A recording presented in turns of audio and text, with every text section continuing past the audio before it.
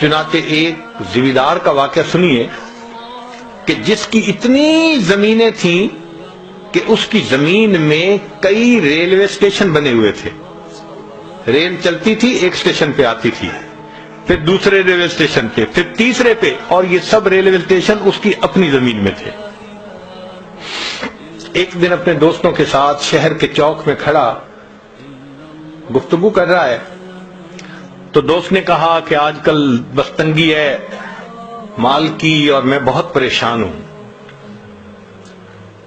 تو اس نے تکبر سے ایک بات کی کہ یار تم پریشان رہتے ہو کہ آئے گا کہاں پہ، اور میری یہ حالت ہے کہ میں پریشان رہتا ہوں لگاؤں گا کہاں پہ.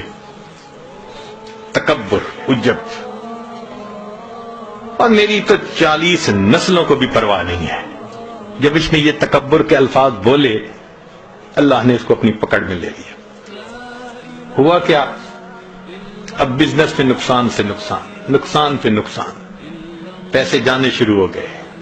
ساتھ بیمار ہو گیا اور بیمار ہونے کے بعد 6 مہینے کے اندر یہ دنیا سے رخصت ہو گیا. اس کا ایک ہی بیٹا تھا، 17-18 سال اس کی عمر تھی لڑکے کی. ساری دولت، ساری زمین اس کے وراثت میں آ گئی.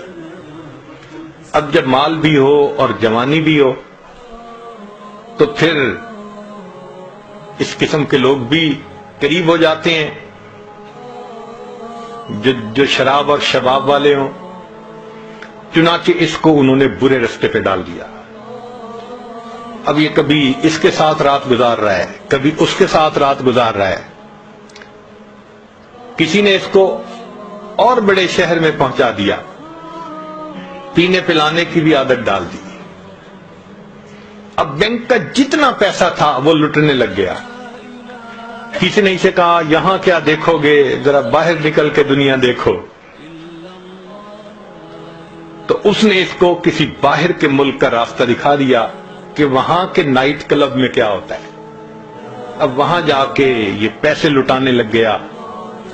1-2 سال کی بات ہے، سب بینک اکاؤنٹ زیرو، اور بیماریوں کا بھی مریض ہو گیا.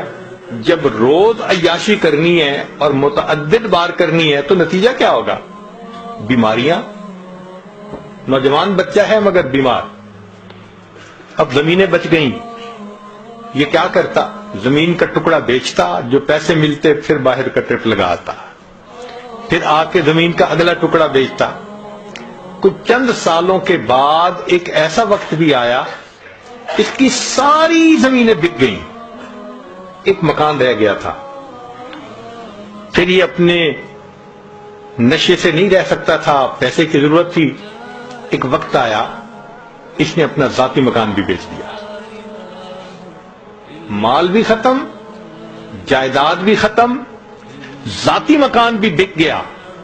اب رہنے کی بھی جگہ نہیں تھی.